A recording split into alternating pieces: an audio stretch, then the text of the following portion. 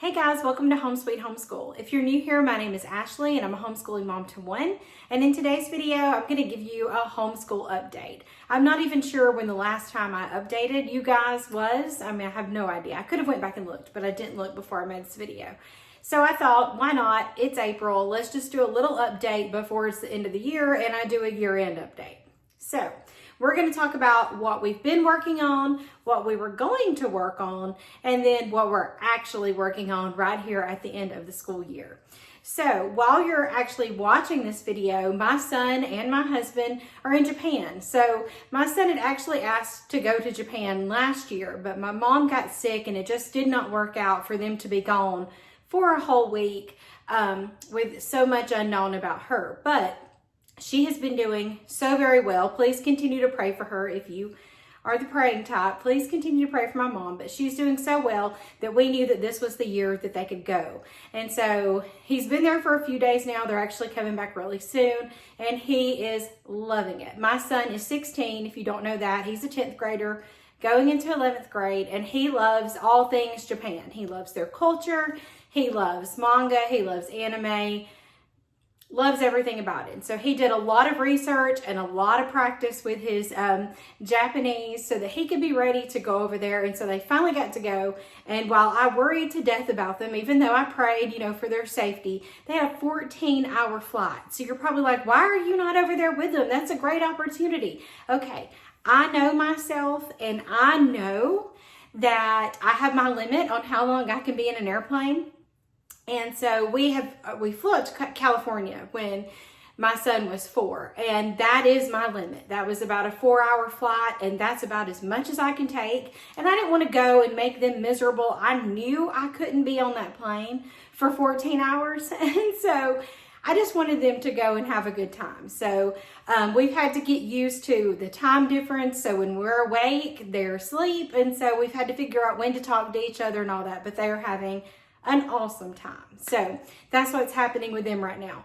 So what were we doing prior to them leaving for Japan? So what we actually were doing is learn math, fast geometry, which that's our math. That's what we've stuck with. And that's going as good as geometry can go. It's not fun.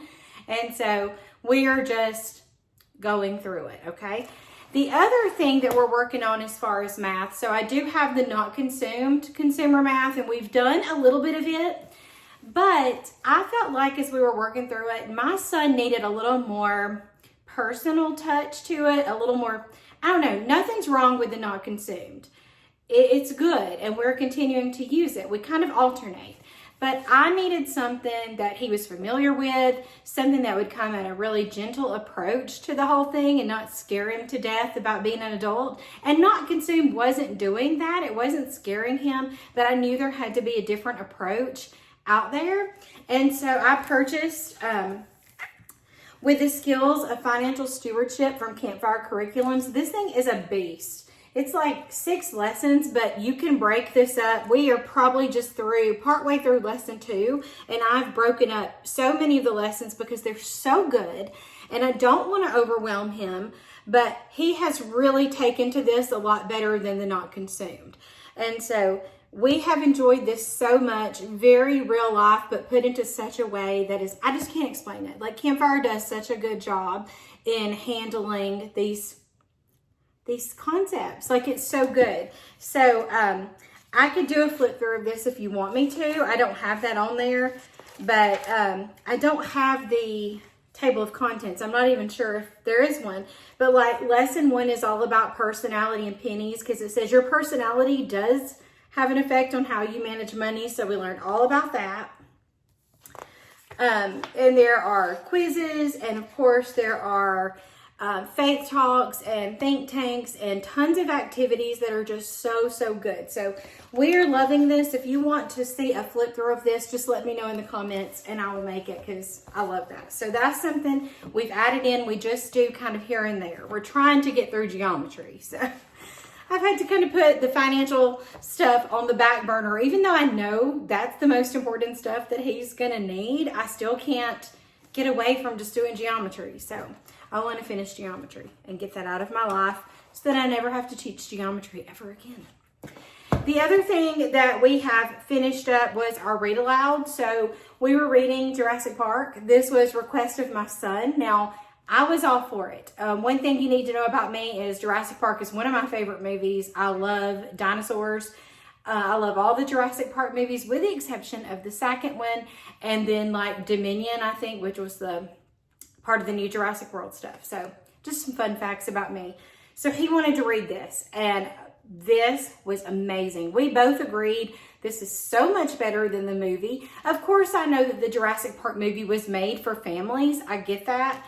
This book is not.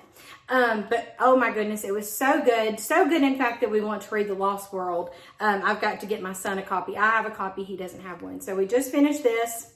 It was great. And then we also finished Renaissance and Revival from the Good, wow, that's it, The Good and the Beautiful. Nope, they didn't. Renaissance and Revival from Gather Round Homeschool. So this rounded out our world history credit for my son's high school credit, and I really liked it. We studied so many things. We talked about, I can just show you the, if I printed the table of contents. Yes, I actually did. So we covered like Donatello, Da Vinci, Michelangelo, of course, all kinds of artists. We talked about Henry VIII, Martin Luther, Copernicus, religious wars, William Shakespeare. We covered so many things. And so this was a really interesting period. My son already knew a lot about it because he likes Vikings, Middle Ages, Renaissance. He likes all that time period. It was great. I'll do a review of this soon, but we just finished that up. It was really good. We really liked that. So I knew that he was getting ready to go to Japan. I also know that we'll be going to teach them diligently soon, and so we'll be missing some school. So I really did not want to dive into a new unit study, because when we come back from teach them diligently, we honestly just don't want to do school. So I was like, I want us to have something different, something fun, something to look forward to, because we do need to finish out May. So we meet our 180-day requirement. So I sat down, I talked to my son about it. I'm like, when we finish this, let's pick another read aloud. And then I've got some other things I would like for us to finish up. So my original plan for the end of April and the rest of May to finish out our year was, let's finish U.S. History 6, because we still haven't, okay? We've gotten most of it covered, and then really what's left are things that he already knows about, current enough things that he already knows about, like 9/11 and things like that. So I'm okay if we don't finish it, but I was like, we can finish that. That can be our history. I was like, we can also dive back into that forensic science from master books, because we did not get very far in that. That was something I was just kind of letting him work on days that I was going taking my mom to the doctor, but we did not get very far. And I was like, that can be our science. And then I found some really fun, what I thought would be fun for language arts, as far as like a grammar and writing. And then we would just keep doing Learn Math Fast, and then our financial stewardship. Okay. So yes, if you're a 80s, 90s kid who loved Lisa Frank, I put it in my Lisa Frank binder. Let me know if you like Lisa Frank, because I loved Lisa Frank when I was younger. So one of the resources, and the reason why I'm sharing it with you, is we're not doing it. We tried it for one day, and he already said, I want to go back to unit studies. But I wanted to show you in case you're looking for something to use. So this is Teen Slang. It's a linguistics lab. It's from the Wonder House Creative. I follow her on Instagram. And so I went and checked this out. It's just a fun language unit from Wonder House Creative. So if you're looking for something a little more fun, a little different, this was it. I thought it would be so fun. She has a ton of ELA resources, a lot of different writing projects and things like that. So you might want to check her out. I really do like her. So this was about teen slang. Now my son, even though we homeschool, he does know mainstream stuff. I mean, he knows slang words. He knows like main character energy. I don't know if you've heard that, when people give main character energy. He says things like sus and cap, which means, you know, if you smell cap, that means somebody's lying. Like, he uses slang words. He knows these things. He hangs around with enough different people to know these words. Now, if you have a child that doesn't use this, then this might be foreign to them. But it's really cute. It talks about living language, and that's what slang is. It talks about how we blend words and make compound words, and it talked about verbification. It has 11 lessons. 11 lessons. There's games mixed in, and it's really neat. It gives you, here's some slang dictionary. In case you don't know what it means to be goated or for somebody to have a glow up, here you go. You've got the dictionary here. So you talk about, you'll have something to read, synonyms and antonyms, and there's so much in here. There's games. There's a game called Buzzword. And if you want to know more about this, I can actually do a flip through of this too. So just let me know. Anything you want to see a flip through of and know more about, let me know. So I bought this, and I thought that would be so fun. And then I also purchased the Loch Ness Monster Guided Research, because when it comes to doing research, oh my goodness, like, I don't know why my son he pushes back against anything like that.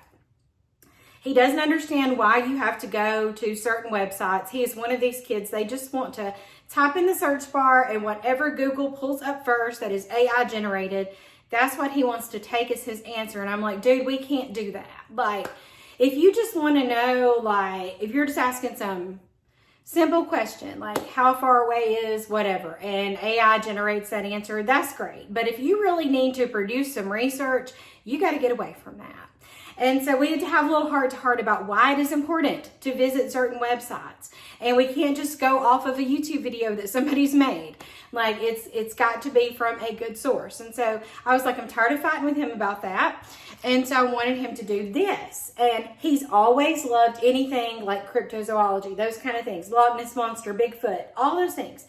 So I show him this thinking he's going to be interested. And I don't want you to think that homeschool is always wonderful and fun, okay? You can have the best things planned and your kids will crush it. It's not gonna always go great, okay? So I show him this. I'm so excited because I think this is something he'll be interested in. He's like, I've never really been interested in the Loch Ness Monster.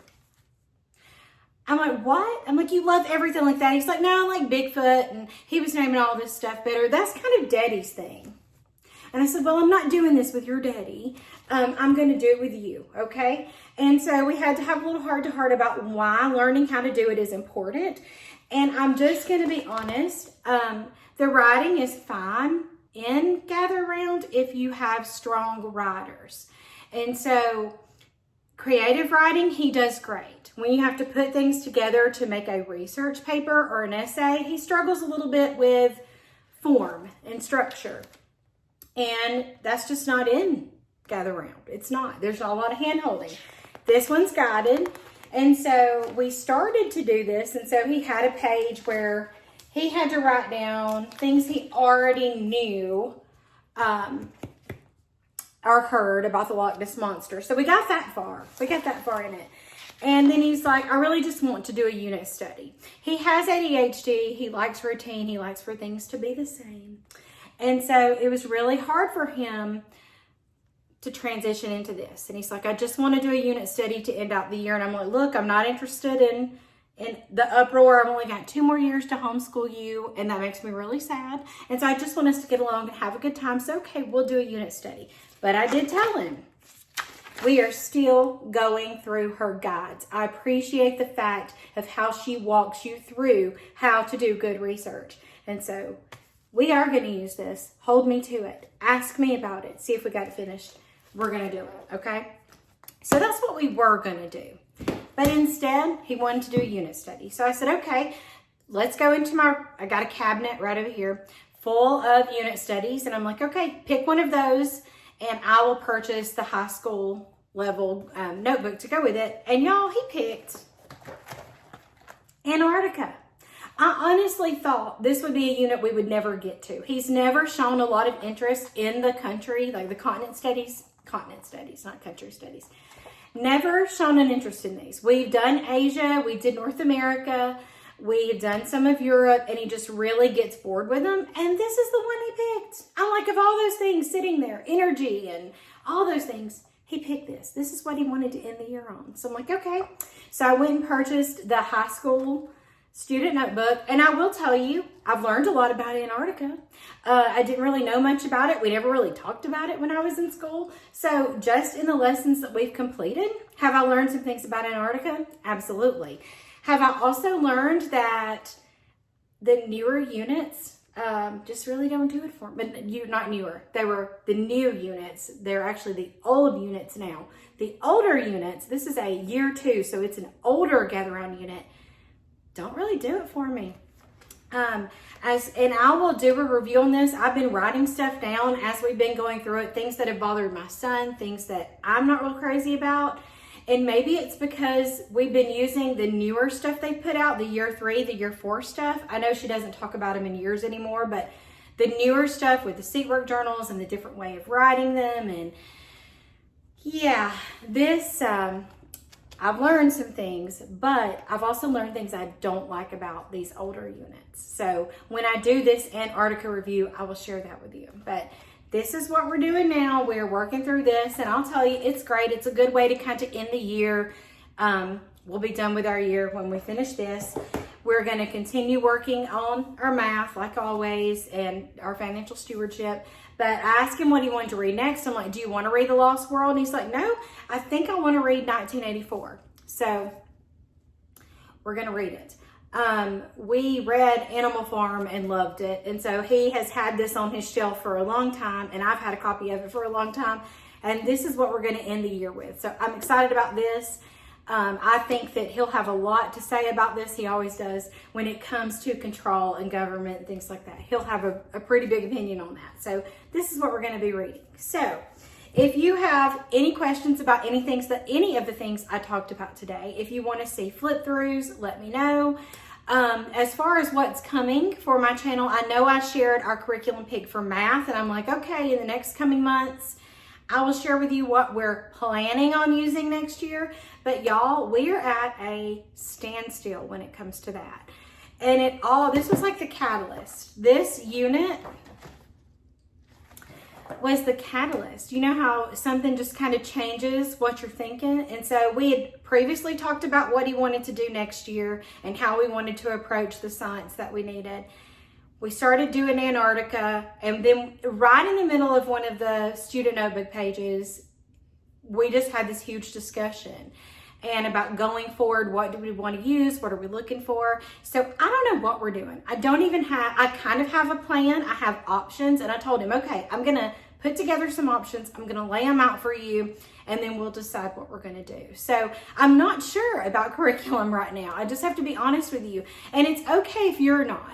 Just because people are showing curriculum that they've picked for the next school year here on YouTube, you don't have to right now.